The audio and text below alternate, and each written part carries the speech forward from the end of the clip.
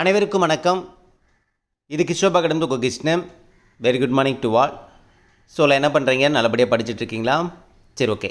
இந்த வீடியோ பதிவில் நம்ம இந்த லக்கு ஹார்ட் ஒர்க், ஸோ இந்த ரெண்டு விஷயத்தை பற்றி நம்ம கொஞ்சம் டீட்டெயிலாக பார்க்கலாம். ஏன்னா லாஸ்ட் குரூப் 4 எக்ஸாம், ஓகேங்களா? ஸோ அந்த குரூப் 4 எக்ஸாமில் நடந்த ஒரு இஷ்யூனால் என்னென்ன விஷயங்கள் நம்ம ஒரு புரிதலுக்கு வரணும் அப்படிங்கிறத நான் அங்கே கிளியராக சொல்கிறேன், ஓகேங்களா? ஏன்னா இந்த ரெண்டு விஷயத்துக்கும் பார்த்தீங்கன்னா நிறைய பேருக்கு சரியான ஒரு மீனிங் புரியாமல் இருக்கீங்க, ஓகேங்களா? ஸோ அதை நான் கொஞ்சம் விளக்கிட்டு அடுத்து ஃபர்தராக வரக்கூடிய எக்ஸாமுக்கு எப்படி இதை பேஸ் பண்ணி, அதாவது லக்கு ஹார்ட் ஒர்க், இது ரெண்டுக்குமான மீனிங் தெரிஞ்சிச்சு அப்படின்னா அப்கமிங் வரக்கூடிய எக்ஸாமுக்கு நீங்கள் எப்படி தயாராகணுமோ அதுக்கு தகுந்த மாதிரி தயாராகிக்கலாம், ஓகேங்களா? ஃபஸ்ட்டு விஷயம் என்ன அப்படின்னு பார்த்தீங்கன்னா, லக்குன்னா என்ன, ஹார்ட் ஒர்க்குன்னா என்ன? ஸோ இப்போ நடந்து முடிஞ்ச இந்த குரூப் 4 எக்ஸாம் இதை பேஸ் பண்ணி நான் சொல்கிறேன், ஓகேங்களா? ஸோ லாஸ்ட்டாக ஒரு குரூப் 4 எக்ஸாம் நடந்துச்சு. அதில் நமக்கு பார்த்தீங்கன்னா கேள்விகள் எல்லாமே தமிழாக இருக்கட்டும், ஜிகேவாக இருக்கட்டும், கொடுத்துருக்கக்கூடிய போஸ்டிங்க்கு தகுந்த மாதிரியான கேள்வி இல்லை, ஓகேங்களா? ஸோ அதான் 100% உண்மை. 10ஆம் வகுப்பு தரப்பில் கேள்விகள் இல்லை. அது டிகிரி ஸ்டாண்டர்டையும் தாண்டி எங்கேயோ நமக்கு கஷ்டமாக கேட்கணும் அப்படிங்கிறதுக்காகவே இவங்க கொஸ்டினே ஆன்சரே தெரியக்கூடாது அப்படிங்கிறதுக்காகவே கேள்விகள் எடுத்த மாதிரி இருந்துச்சு. அதை தரமே பிரிக்க முடியாத, அதை தரம் தாண்டி சொல்லுவாங்களே, தரம் தாண்டி போகிற இடம் அப்படிங்கிற மாதிரி தரம் தாண்டி கேட்ட கேள்விகளாக தான் நிறைய இருந்துச்சு, ஓகேங்களா? தமிழில் 50%ஆக இருக்கட்டும், ஜிகேல 50%, ஓகேங்களா? கிட்டத்தட்ட பாதி கேள்விகள் அப்படி தான் இருந்துச்சு, ஓகேங்களா? சரி, ஓகே. இப்போ என்னென்னா, இப்போ நிறைய பேருக்கு ஒரு டவுட் இருக்கும், அது எப்படி சார் எல்லாருமே லக்லேயே பாஸ் பண்ணிட முடியுமா? இப்போ ஒரு 155 கேள்விகள் லாஸ்ட் குரூப் 4ல் போட்டால் பாஸ் பண்ணிடலாம் அப்படின்னு ஒரு நிலைப்பாடு இருக்குதுன்னு வச்சுங்களேன். அப்போ அந்த 155 கேள்வியுமே லக்கில் ஒருத்தர் போட்டு பாஸ் பண்ணிட முடியுமா அப்படின்னு கேட்டால் அது வாய்ப்பே கிடையாது, சான்ஸும் கிடையாது. ஒரு லக்லேயே ஒரு ஸ்டூடெண்ட்ஸ் பாஸ் பண்ணிட முடியாது, ஓகேங்களா? அந்த ஸ்டூடெண்ட்டுக்கு லக்குங்கிறது எப்போ எடுபடும் அப்படின்னா, அவனுடைய ஹார்ட் ஒர்க் இருந்தால் மட்டும்தான் அந்த லக்குங்கிறதே அந்த இது பார்த்தோன்னா அந்த இடத்துல வெளிப்படும்.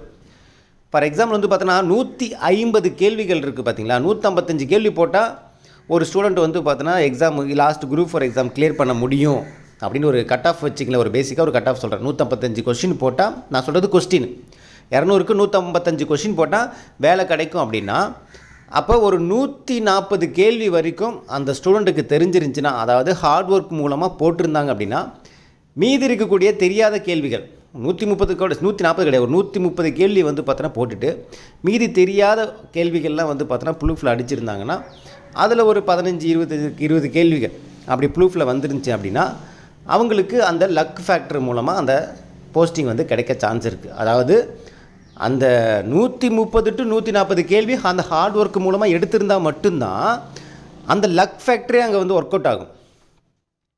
புரியுதுங்களா? ஒருத்தர் லக்கில் 50 கேள்வி நீங்கள் கரெக்டாக போட்டாலுமே கூட மீதி 100 கேள்வி, மீதி 105 கேள்வி இருக்குல்ல, அது ஹார்ட் ஒர்க்கில் எடுத்து தானே ஆகணும். புரியுதுங்களா? படிக்காமலே ஒரு ஸ்டூடெண்ட்ஸ் போய் எழுதுனாங்கன்னா எப்படி 155 கேள்வி எப்படி படிக்காமலே வந்துடுமா? வராது. அப்போ ஹார்ட் ஒர்க்கும் இருக்கணும், லக் ஃபேக்டரும் இருக்கணும், ஓகேங்களா? இந்த ரெண்டுமே பார்த்தோன்னா நமக்கு இருந்தால் தான் நம்மளால் எக்ஸாம் கிளியர் பண்ண முடியும், லாஸ்ட் குரூப் 4 பொறுத்த வரைக்கும், ஓகேங்களா? ஸோ இங்கே என்ன பிரச்சனைனா, அதை தான் நான் கிளியராக நான் சொல்கிறேன். Hard work plus luck factor இது ரெண்டுமே ஒர்க் அவுட் ஆனால் ஒரு ஸ்டூடெண்ட்ஸ் கிளியர் பண்ண முடியும். அப்போ ஹார்ட் ஒர்க்கு மட்டுமே வச்சு கிளியர் பண்ண முடியாதாங்க சார் அப்படின்னா, லாஸ்ட் குரூப் 4 பொறுத்த வரைக்கும் அப்படி முடியாது. ஏன்னா இப்போ 130 கேள்வி, ஒரு 130 to 140 கேள்வின்னு வச்சுங்களேன். இந்த 140 கேள்வி மெஜாரிட்டி எல்லாருக்கும் ஓரளவுக்கு தெரியுதுன்னே வச்சுக்கங்க, ஓகேங்களா? ஒரு 70 கேள்வி நமக்கு எங்கேருந்து கேட்டிருக்கான், எப்படி கேட்டிருக்கானே தெரியல அப்படிங்கிற மாதிரி ஒரு 70 கேள்வி இருக்குன்னா, மீதி 130 கேள்வி இருக்குன்னா, சரி இந்த 130க்கு 130 கிட்டத்தட்ட பார்த்தோன்னா ஒரு 10,000 பேர் எடுத்துட்டாங்கன்னு வச்சுங்களேன். 10,000 பேர் எடுத்துட்டாங்க. இங்கே போஸ்டிங் ஃபில் பண்ணுறது ஒரு 4,000 பேர் தான் வச்சுக்கோங்க. அப்போ இந்த 10,000லேருந்து 4,000 ஃபில்ட்ரு பண்ணணும் அப்படின்னா ரிமைனிங் இருக்கக்கூடிய கொஸ்டின்ஸ் அங்கே தான் லக் ஃபேக்டர் டிசைட் ஆகுது. ரிமைனிங் இருக்கக்கூடிய கொஸ்டின்ஸ், அதாவது தெரியாத, யாருக்குமே தெரியாத, புலப்படாத கேள்விகள், ஓகேங்களா? தரம் தாண்டி கேட்ட கேள்விகள், அதில் யார் யாரெல்லாம் அந்த 70 கேள்விகளில் அவங்களுடைய சாய்ஸ் சூஸ் பண்ணது கரெக்டான ஆன்சர் வந்திருக்கோ அவங்க முன்னாடி பின்னாடி வருவாங்க. அப்போ லக் ஃபேக்டருமே அங்கே வந்து என்ன ஆகுது அப்படின்னு பார்த்தீங்கன்னா இரண்டாம் தரமாக வந்து அந்த இடத்துல நிற்குது, டிசைடிங் ஃபேக்டராக நிற்குது. அது வந்து அதுதான் உண்மை. வேறு எதை சொன்னாலுமே வந்து பார்த்தீங்கன்னா ஏற்றுக்க முடியாத ஒரு விஷயம் வந்து பார்த்தீங்கன்னா லக்கை வச்சுமே ஒருத்தர் வந்து பாஸ் பண்ண முடியாது. 100% லக்கு மட்டுமே வச்சு கிளியர் பண்ண முடியாது. ஆனால் ஹார்ட் ஒர்க்கு ப்ளஸ் லக்கு ரெண்டுமே இருக்கணும். வெறும் ஹார்ட் ஒர்க் மட்டுமே வச்சு கிளியர் பண்ண முடியுமா கேட்டால் லாஸ்ட் குரூப் 4 பொறுத்த வரைக்கும் முடியாது. ஏன்னா இதுக்கு முன்னாடி நடந்த எக்ஸாம்லேயும் இருக்குமில்ல சார், தெரியாத கேள்விகள்லாம் வந்திருக்குமில்ல. அப்படின்னா அங்கே லக் ஃபேக்டரோட பர்சன்டேஜ் வந்து ரொம்ப கம்மியாக இருக்கும். இப்போ தமிழில் வந்து 90 கேள்வி வந்து 90 to 95 கேள்வி மேக்ஸிமம் எல்லாருக்கும் தெரிஞ்ச மாதிரி தான் இருக்கும். ஸ்கூல் புத்தகத்துலேருந்து கேட்டிருப்பாங்க, 10ஆம் வகுப்பு தரப்பில் கேட்டிருப்பாங்க. ஒரு 5 கேள்வி தான் வெளியில் போயிருப்பாங்க. அந்த 5 கேள்வியுமே ஓரளவு படித்ததில் ரிலேட்டடாக தான் வந்து இருக்கும். கெஸ் பண்ணி போடுற மாதிரி தான் இருக்குமே தவிர அது என்னன்னே தெரியாதுங்கிற அளவுக்குலாம் இருக்காது. ஓரளவு கெஸ்ஸிங்கில் வந்து போடுற மாதிரி தான் இருக்கும். அப்போ அந்த லக் ஃபேக்டருங்கிறது ரொம்ப ரொம்ப குறைவான ஒரு பர்சன்டேஜ் தான் இருக்கும். ஹார்ட் ஒர்க்கோட பர்சன்டேஜ் அதிகமாக இருக்கும். இங்கே எப்போ ஹார்ட் ஒர்க்கோட பர்சன்டேஜ் லக் பர்சன்டேஜ் இது ரெண்டுமே வந்து மினிமம் கிட்டக்க இருந்துச்சு அப்படின்னா அதுதான் வந்து இந்த இடத்துல வந்து ஏற்புடையதாக இல்லைங்க நான் சொல்கிறேன். இப்போ ஹார்ட் ஒர்க் ஒரு 60%, லக் ஒரு 40% தான், அதுதான் ஏற்றுக்க முடியாத ஒரு விஷயமா இருக்கும். ஹார்ட் ஒர்க்குக்கான பர்சன்டேஜ் அதிகமாக இருக்கணும். அதுதான் வந்து ஒரு கரெக்டான ஒரு எக்ஸாமாக வந்து இருக்க முடியும். இந்த இடத்துல ரெண்டுமே ஈக்குவலாக இருக்கிறதுனால தான் ஒருத்தர் ஹார்ட் ஒர்க்கு மட்டுமே நம்பி வந்து பாஸ் பண்ணிட முடியாது. லக் ஃபேக்டரும் இருக்கணும். அது வந்து அந்த எக்ஸாமால் அவன் கொடுக்கக்கூடிய ஏபிசிடி பொறுத்து தான் அப்படிங்கிற மாதிரி நிலைப்பாடு லாஸ்ட் குரூப் 4 நடந்துருச்சு. நான் சொல்கிறது புரியுதுங்களா? ஸோ அப்கமிங் படிக்கக்கூடிய எக்ஸாமில் நீங்கள் மெயினாக என்ன தெரிஞ்சுக்கணும் அப்படின்னு பார்த்தீங்கன்னா, சார் டிஎன்பிசி இதுக்கு மேலே வந்து தன்னை மாற்றிப்பாங்களா அப்படின்னு கேட்டால் மாற்றிக்க சான்ஸ் ரொம்ப ரொம்ப அதிகம். ஏன்னா திரும்பவும் அவங்க இந்த கான்ட்ரவர்சிக்குள்ளே அவங்க வந்து போகணும்னு விரும்ப மாட்டாங்க. அதுக்கான வரக்கூடிய டிஃபிகல்ட்டியை வந்து ஃபேஸ் பண்ணணும்னு விரும்ப மாட்டாங்க. திரும்பவும் வந்து இந்த மாதிரி எடுத்து இவங்களுக்கு எப்படி நம்ம ஃபேஸ் பண்ணுறதுங்கிறதுக்காக தன்னை தான் வந்து பார்த்தோன்னா நியாயமான விஷயங்களை வந்து ஸ்டூடெண்ட்டோட நியாயமான விஷயங்களை கண்டிப்பாக மாற்றிக்க பார்ப்பாங்க. ஆனால் இப்போ குற்றத்தை ஒத்துப்பாங்களான்னு கேட்டால் அதுதான் தெரில. இப்போ வரைக்கும் வாய் திறக்காமல் இருக்கிறதுக்கு காரணம் வந்து பார்த்தோன்னா குற்றத்தை ஒத்துக்கிட்டால் அவங்க மிகப்பெரிய ஒரு தப்பு பண்ணிட்டா அப்படிங்கிற மாதிரி ஆகிடும். ஓகேங்களா? அதனால் அதை வந்து குற்றத்தை ஒத்துக்காமலே சரி பண்ண பார்ப்பாங்க. மேக்ஸிமம் வரக்கூடிய எக்ஸாமில் அதுதான் நடக்கும். அப்போ இந்த குரூப் 2லே தெரிஞ்சிடுமான்னு கேட்டால் இந்த குரூப் 2 எக்ஸாம் பொறுத்த வரைக்கும் கொஸ்டின்ஸ் ஆல்ரெடி செட் பண்ணியிருக்கலாம். இல்லை செட் பண்ண கொஸ்டின்ஸை திரும்ப அரேஞ்ச் பண்ணியிருக்கலாம். அதாவது வேறு கொஸ்டின்ஸு நீங்கள் எதிர்பார்க்குற மாதிரி 10ஆம் வகுப்பு தரப்பில் செட் பண்ணியிருக்கலாம். எப்படி வேணால் இருக்கலாம், 2 ஃபேக்டராக இருக்கலாம். பட் நெக்ஸ்ட் இயர் நடக்கக்கூடிய எக்ஸாமில் கண்டிப்பாக இதுக்கான மாற்றம் கண்டிப்பாக கிடைக்கும். அது வேணால் உறுதியாக நம்மளால் சொல்ல முடியும். அடுத்த வருஷம் வரக்கூடிய எக்ஸாம் அது குரூப் 2ஆக இருக்கட்டும், குரூப் 4ஆக இருக்கட்டும், அதில் நீங்கள் எதிர்பார்த்தபடி 10ஆம் வகுப்பு தரத்தில் கேள்விகள் அமைய சான்ஸ் இருக்குது. பழைய சிலபஸ் கொண்டு வர வாய்ப்பு இருக்கா சார் அப்படின்னு கேட்டால் கொஞ்சம் அது யோசிக்க வேண்டிய ஒரு விஷயமாக தான் இருக்குது. ஓகேங்களா? பட் டிஎன்பிசியை பொறுத்த வரைக்கும் அவங்களுடைய நிலைப்பாடு எப்படின்னே நமக்கு வந்து சொல்ல முடியாது. ஓகேங்களா? நியூ சிலபஸே மெயின்டைன் பண்ணி எடுத்துகிட்டு போவாங்க. அப்படி ஓல்டு சிலபஸ் கொண்டு வந்தால் பெட்டர் தான். ஏன்னா நியூ சிலபஸில் தேவையில்லாத நிறைய யூனிட் வந்து பார்த்தோன்னா புக்கில் கண்டென்ட் இல்லாத யூனிட்டில் ஒரு சில இதெல்லாம் இருக்குது. ஓகேங்களா? அந்த பேராகிராஃப்லேருந்து கேள்வி கேட்குறது ஒரு சில இதெல்லாம் வந்து தேவையில்லாதது இருக்கிற மாதிரி இருக்குது. ஓகேங்களா? அதெல்லாம் கொஞ்சம் அவாய்ட் பண்ணியிருந்தால், ஏன்னா புக்கில் இருக்கக்கூடிய தகவல் ஏகப்பட்டது இருக்குது. தமிழை பற்றி தெரிஞ்சிக்க வேண்டிய தகவல் நிறைய இருக்குது. பழைய சிலபஸே அதுக்கு வந்து கரெக்டாக தான் இருக்கும், ஆப்டாக தான் இருந்திருக்கும். இல்லை புது சிலபஸ் வந்து கொண்டு வந்தது வந்து கொஞ்சம் வந்து அந்த 7th யூனிட்டை இன்னும் கொஞ்சம் எலாபரேட்டாக வந்து இன்னும் 2-3 யூனிட் சேர்த்துட்டு மொத்தம் 7 யூனிட் இருக்கிறத வந்து ஒரு 3 யூனிட் வந்து இலக்கியம், உரைநடை அப்படிங்கிற மாதிரி கொண்டு வந்துட்டு மீதி 3 யூனிட் வந்து பார்த்தோன்னா இலக்கணத்துக்கு வச்சுருந்துருக்கலாம். பாதி கூட வச்சுருந்துருக்கலாம். பட் இவங்க ஃபுல்லாக வந்து இலக்கணத்துக்கு 80% வந்து கொடுத்துட்டாங்க. அந்த இலக்கணங்கிறது நிறைய வந்து பார்த்தோன்னா இலக்கணம் சார்ந்து இல்லாமல் நிறைய வந்து விஷயங்கள் வந்து இருக்கிற மாதிரி இருந்துச்சு. ஸோ அப்போ இந்த இடத்துல வந்து என்னென்னா புக்கில் இருக்கிற சோர்ஸ் வந்து கொஞ்சம் கம்மியானதுனால அவங்களால வந்து கொஷின்ஸ் வந்து எடுக்க முடியாமல் போகுது. இருந்தாலும் புக்கில் இருக்கிற சோர்ஸுக்கு எடுக்கணுன்னா எடுக்கலாம். பட் அப்கமிங் வரக்கூடிய எல்லா எக்ஸாம்லேயுமே அதுலேருந்தே எடுக்க முடியுமா கேட்டால் அதுதான் வந்து சோர்ஸ் ஆஃப் இது வந்து கம்மியாக இருக்கிறனால வெளியில் போகிறாங்க. அதுவும் வெளியில் போகிறதுங்கிறது எங்கெங்கே போகிறது தான் பிரச்சனையாக இருக்குது. எடுக்க தெரியாமல் எடுக்கிறாங்களா இல்லை பள்ளி வாங்கினுக்காகவே எடுக்கிறாங்களாங்கிறது நமக்கு தெரியல. ஸோ வரக்கூடிய எக்ஸாம் கண்டிப்பாக ஒன்று அவங்க இதுக்கான தீர்வாக ஒன்று சிலபஸை மாற்றுவாங்க, இல்லையா அதே சிலபஸில் 10ஆம் வகுப்பு தரப்பில் கேள்விகள் எடுக்கிறதுக்கு ட்ரை பண்ணுவாங்க. அதை தான் பண்ணுவாங்க. இந்த 2 தான் பண்ணுவாங்க. ஓகேங்களா? ஆனால் வரக்கூடிய குரூப் 2ல் அது வந்து நடக்குமாங்கிறது தான் கொஸ்டின் மார்க். 50-50 தான் சான்ஸ் இருக்குது. அது நடக்கக்கூடிய எக்ஸாம் பொறுத்து. ஓகேங்களா. பட் நீங்கள் வந்து மைண்டில் எடுத்துக்கோங்க. இனி வரக்கூடிய தேர்வில் நிறைய பேருக்கு ஒரு டவுட் இருக்கும், சார் லக்குலாம் நமக்கு இருக்கவே இருக்காது சார், எப்படி சார் லக்கு வந்து மைண்டில் வச்சுட்டு எப்படி சார் நான் படிக்கிறதுனா, அப்கமிங் வரக்கூடிய எக்ஸாமில் அது இருக்க வாய்ப்பு இல்லைங்க நான் சொல்கிறேன். அதாவது குரூப் 2லேயே வந்து பார்த்தோன்னா மேபி அவங்க சேஞ்ச் பண்ணாமலே இருக்கலாம், தெரியல, கரெக்டாக நிலைப்பாடு தெரியல. ஓகேங்களா. அப்படி பண்ணுறாங்க பண்ணல, இந்த ரெண்டுமே மைண்டில் வச்சுட்டு போங்க. ஹார்ட் ஒர்க்கை பிலீவ் பண்ணுங்கள். நான் என்னென்னா நம்மளோட கைவசம் என்ன இருக்கணும்னா ஹார்ட் ஒர்க்கை பிலீவ் பண்ணிட்டு போங்க. உங்களால் வந்து எதெல்லாம் வந்து படிக்க முடியுமோ படிக்கிறத தெளிவாக படிச்சுட்டு போங்க. அவ்வளோதான் நான் சொல்ல முடியும். எப்படி சார் புக்கை தாண்டி உங்களால் நிறைய படிக்க முடியல அப்படின்னா புத்தகத்திலிருந்து எவ்வளோக்கு எவ்வளோ நீங்கள் படிக்க முடியுமோ படிங்க. அவ்வளோதான் நான் சொல்ல முடியும். ஹார்ட் ஒர்க் மூலமாக எவ்வளோக்கு எவ்வளோ உங்களால் ஆன்சர் பண்ண முடியுமோ பண்ணுங்கள். லக் ஃபேக்டர் ஒர்க் அவுட் ஆகுதா ஆகலையாங்கிறது ஒன்ஸ் எக்ஸாம் எழுதி முடிச்சதுக்கப்புறம் பார்த்துக்கலாம். ஹார்ட் ஒர்க்கை பிலீவ் பண்ணுங்கள். நான் தான் சொல்கிறேன்ல, உங்களுடைய கடின உழைப்பு கண்டிப்பாக அதுக்கான தீர்வை கொடுக்கும். உங்களுடைய உழைப்பு என்றைக்குமே உங்களை கைவிடாது. நான் அது திரும்ப நான் சொல்கிறேன். இல்லை சார் லாஸ்ட் குரூப் 4ல் பயங்கரமாக உழைப்பை போட்டேன், என்னை கைவிட்டுட்டாங்க, அதான் சொல்கிறேன்ல, அதுக்கான பிரதிபலனும் உங்களுக்கு வந்து சேரும். நீங்கள் தொடர்ச்சியாக அந்த உழைப்பை கொடுத்துக்கிட்டே இருங்க. ஒரு இடத்துல உழைப்பை கொடுத்துட்டேன், ஃபுல்லாக கொடுத்தேன், எனக்கு வந்து அதுக்கான இது வந்து கிடைக்கல, பலன் கிடைக்கலன்னா அது அங்கேயே நின்றக்கூடாது. அந்த உழைப்பை தொடர்ந்து கொடுத்துட்டே இருங்க. நிறைய இடத்துல நம்ம அப்படி தான், நிறைய இடத்துல உழைப்பை கொடுப்போம், ரொம்ப கஷ்டப்பட்டு வந்து நல்லா பண்ணுவோம், ஆனால் அதுக்கான பிரதிபலன் கிடைக்காது. அது ஆனால் அங்கேயே நின்றக்கூடாது. அதோட தொடர்ச்சி, அதோடைய உழைப்புக்கான தொடர்ச்சி கொடுக்க நமக்கான பிரதிபலன் நம்மளுக்கு வந்து சேர்ந்தே தீரும். அது நம்மளை நெருங்கிட்டு இருக்குங்கிறத மட்டும் மைண்டில் வச்சுக்கோங்க. நம்மளுடைய பிரதிபலன், நம்ம உழைப்புக்கான பிரதிபலன் நம்மளை நெருங்கிட்டு இருக்கு. கிட்ட வந்ததுக்கப்புறம் ஒரு 10%, ஒரு 10 மீட்டர் டிஸ்டன்ஸில் அது இருக்குதுன்னு நினச்சிக்கோங்க. இந்த இடத்துல நீங்கள் சோர்ந்து போய் உட்காந்துட்டீங்க அப்படின்னா அந்த 10 மீட்டர் டிஸ்டன்ஸ் வந்து இன்னும் கொஞ்சம் உலடா நான் கிட்ட வந்துட்டேனேடா அப்படின்னு அந்த வெற்றி உங்களை பார்த்து சொல்கிற மாதிரி இருக்கும். இது இது இது இது மாறாத ஒன்று, நல்லா தெரிஞ்சுங்க. இது மாறாத ஒன்று. உழைப்புக்கேற்ற பிரதிபலன் கண்டிப்பாக ஒருத்தருக்கு கிடைக்கவே, ஒரு நல்ல உழைச்சேன் எனக்கு வந்து எதுவுமே கிடைக்கல அப்படிங்கிறதெல்லாம் ஏற்றுக்க முடியாத, இயற்கைக்கு மாறான ஒரு விஷயம். உண்மையாக உழைச்சிங்க அப்படின்னா, தெளிவான பாதையில் உழைச்சிங்க அப்படின்னா, என்ன படிக்கணும் ஏது படிக்கணும் தெரிஞ்சு அதுக்கான உழைப்பை போடணும். நான் வந்து தப்பான ரூட்டில் வேகமாக ஓடுறேங்கிறது வந்து பார்த்தோன்னா உழைப்பு கிடையாது, அது முட்டாள்தனம்.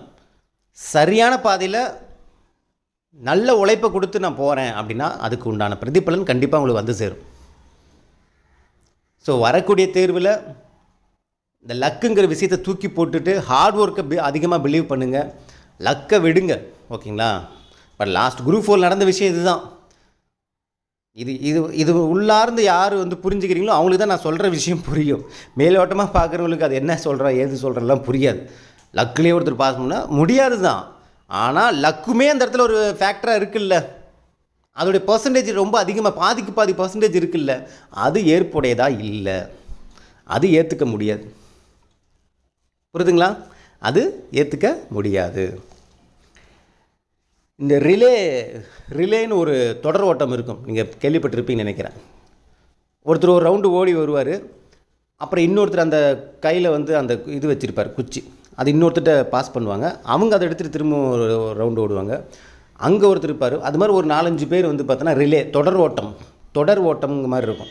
ஸோ அந்த இடத்துல நம்மளுடைய கான்ட்ரிபியூஷனும் இருக்கும், நம்மளுடைய மற்றவங்களுடைய கான்ட்ரிபியூஷனும் இருக்கும். நம்ம கூட சேர்ந்து ஓடக்கூடிய மற்ற ஒரு 3 பேர், அதாவது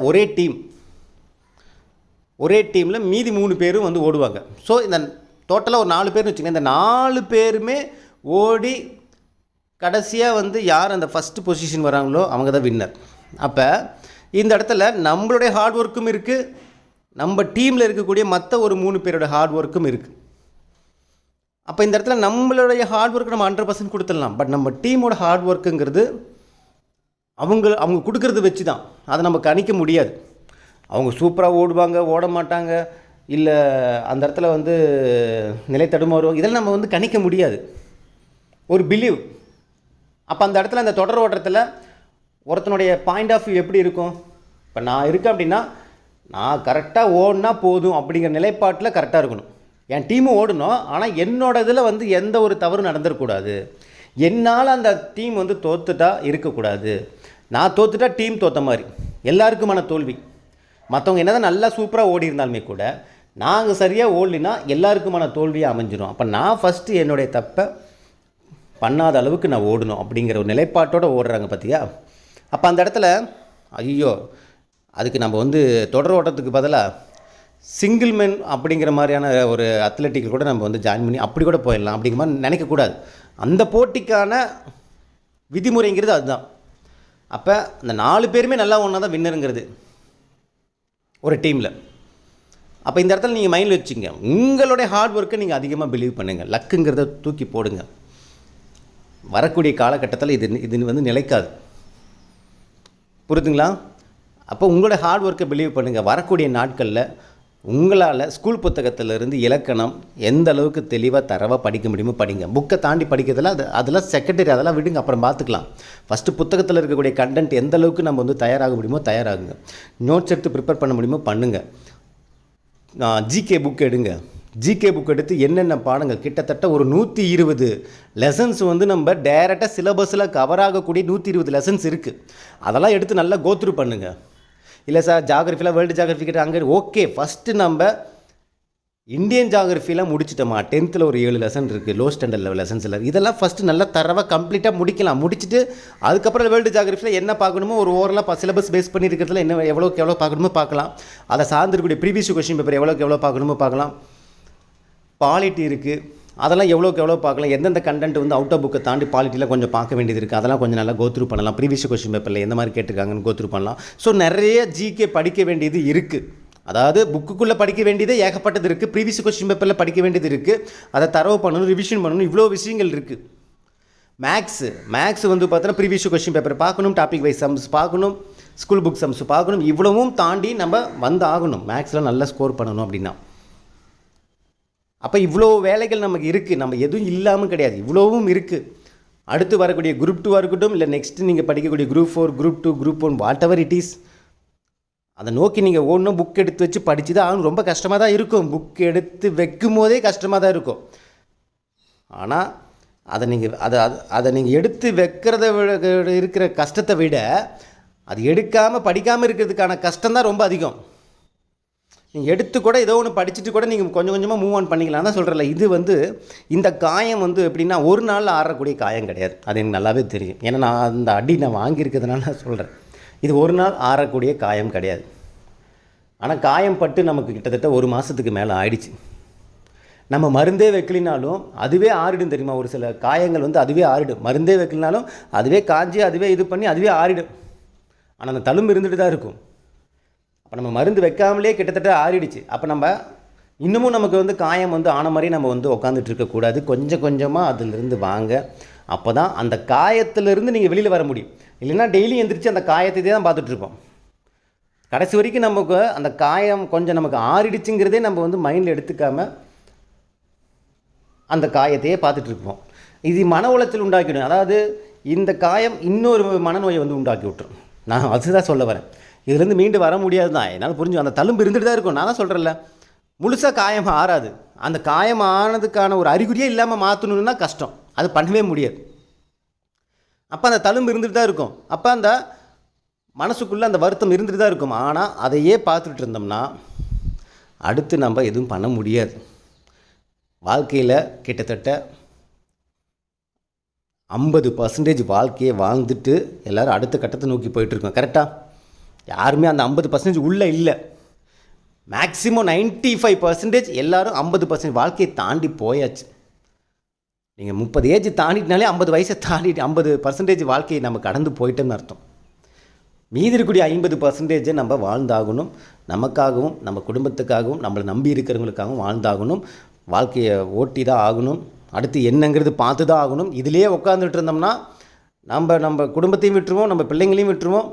நம்மளை சார்ந்து இருக்கிறவங்க, நம்ம மேலே அக்கறையாக இருக்கிறவங்க, நம்ம மேலே ரொம்ப லவ்வாக இருக்கிறவங்க, நம்ம மேலே ரொம்ப பாசம் வச்சுருக்கவங்க எல்லாருமே நம்ம வந்து பார்த்தீங்கன்னா கஷ்டப்படுத்துகிற மாதிரி ஆகிடும். நம்மளுடைய ஒரு வருத்தம் மற்றவங்களை கஷ்டப்படுத்தக்கூடாது. இப்போ நான் வருத்தத்தில் இருக்கேன்னா என் மனைவி என்னை பார்த்து கஷ்டப்படுவாள், எங்கள் அம்மா அப்பா என்னை பார்த்து கஷ்டப்படுவாங்க. எனக்குமே அது இருக்குது. அப்போ நான் அவங்களுக்காச்சும் நான் வந்து மீண்டு வந்து நின்று பழையபடி நின்னால் தான் அவங்களுமே அதில் சந்தோஷப்படுவாங்க. அந்த காயம் தழும்பு இருந்துட்டு தான் இருக்கும். அது போக போக சரியாகுங்கிற நம்பிக்கையில் நம்ம மூவ் ஆன் பண்ணால் மட்டும்தான் இந்த இடத்துல நம்ம ஒரு சில மனநோயிலேருந்து நம்ம வெளியில் வர முடியும். நமக்கான ஒரு மனநோய் இருக்குது பார்த்தீங்களா, டிப்ரெஷன். ஒவ்வொரு நாளுமே டிப்ரெஷன், என்ன பண்ணுறது ஏது பண்ணுறதுனே தெரியாமல் ஒரு மாதிரி இருக்கும் பார்த்தீங்களா. காலையில் ஆனால் ஈவினிங் ஆனால் அந்த ஒரு தாட் வந்துக்கிட்டே இருக்கும். இதை பற்றி திங்க் பண்ணி ஒரு மாதிரி மென்டல் ப்ரெஷர் ஆகிடுது. அதுலேருந்து மீண்டு வாங்கன்னு நான் சொல்கிறேன். போதும், கொஞ்சம் கொஞ்சமாக மீண்டு வந்துக்கிட்டே இருங்க. நான் சொல்கிறது புரியுதுங்களா? இது உங்களுக்காக உங்கள் இடத்துலேருந்து பேச நினச்சிக்காதீங்க. என் இடத்துலேருந்து நான் யோசிக்கும் போதே இதுதான் எனக்கு தீர்வுன்ட்டு நான் எனக்கு எடுத்துக்கிட்ட விஷயங்கள் தான் உங்களுக்கு நான் சொல்கிறேன்.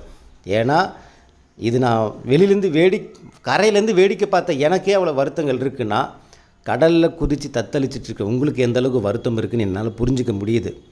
ஆனால் இந்த இடத்துல நான் உங்களை மீட்டு அடுத்த லெவலுக்கு நான் கொண்டு போகலாம். இந்த இடத்துல நான் ஆசிரியங்கிற அந்த தகுதி இழந்த மாதிரி ஆகிடும். அதுக்காகவாச்சும் உங்களை கொஞ்சம் கொஞ்சமாக இதிலேருந்து மீட்டு கொண்டு வந்து தான் ஆகணும். வரக்கூடிய நாட்களில் கண்டிப்பாக உங்கள் உழைப்புக்கேற்ற பிரதிபலன், ஆல்ரெடி உழைச்ச உழைப்புக்கும் சரி, இனி வரக்கூடிய உழைப்புக்கும் சரி, அதுக்கான பிரதிபலன் கண்டிப்பாக கிடைக்கும். தொடர்ந்து முயற்சி பண்ணிக்கிட்டே இருங்க. உங்களோட உழைப்பை எங்கேயுமே நிறுத்திடாதீங்க. கிட்ட வந்துட்டீங்க அப்படிங்கிற ஒரு நிலைப்பாட்டோடு ஓடுங்க. பார்ட் டைமாக வேலைக்கு போய்ட்டு நான் படிக்கிறேன் சார்னா பார்ட் டைமாக வேலைக்கு போய்ட்டு படிங்க. ஏதோ ஒரு ஜாப் நான் பார்த்துட்டே படிக்கிறேன்னா படிங்க. அதுக்கான சூழ்நிலை இல்லை சார், சான்ஸே இல்லை சார்னா ஓகே, அட்லீஸ்ட் இந்த எக்ஸாம் பிலீவ் பண்ணி படிச்சுட்ருங்க. இல்லை எனக்கு அந்த ஆப்பர்ச்சுனிட்டி இருக்குது, நான் ஒரு சைடில் ஏதோ ஒரு ஜாப் பார்த்துட்டு நான் படிக்கிறேன் அப்படின்னா அதை பார்த்துட்டு கூட படிங்க, ஒன்றும் தப்பு கிடையாது. பார்ட் டைமாக கூட படிங்க. அப்படி ஒரு வாய்ப்பு அமைஞ்சிச்சுன்னா கண்டிப்பாக பண்ணுங்கள். குடும்ப சூழ்நிலைகள் அப்படி இருக்குன்னா கண்டிப்பாக பண்ணுங்கள். இல்லை சார் எனக்கு அது பிரச்சனை இல்லை சார் அப்படின்னா ஓகே, இதோடைய தொடர் முயற்சி கொடுங்க. ஹார்ட் ஒர்க்குக்கு உண்டான பிரதிபலன் கண்டிப்பாக வந்தடையும். இயற்கைக்கு மாறாக எதுவும் நடக்காது. நீங்கள் தொடர்ந்து உங்களுடைய முயற்சி கொடுத்துக்கிட்டே இருங்க. ஓகேங்களா? ஓகே, இந்த வீடியோ உங்களுக்கு பிடிச்சி நினைக்கிறேன். இன்னும் அடுத்த ஒரு தகவலை சந்திக்கலாம். ஏதாவது கருத்துக்கள் இருந்துச்சுன்னா கீழே கமெண்ட் செக்ஷனில் சொல்லுங்கள். உங்களுக்கு நன்றி.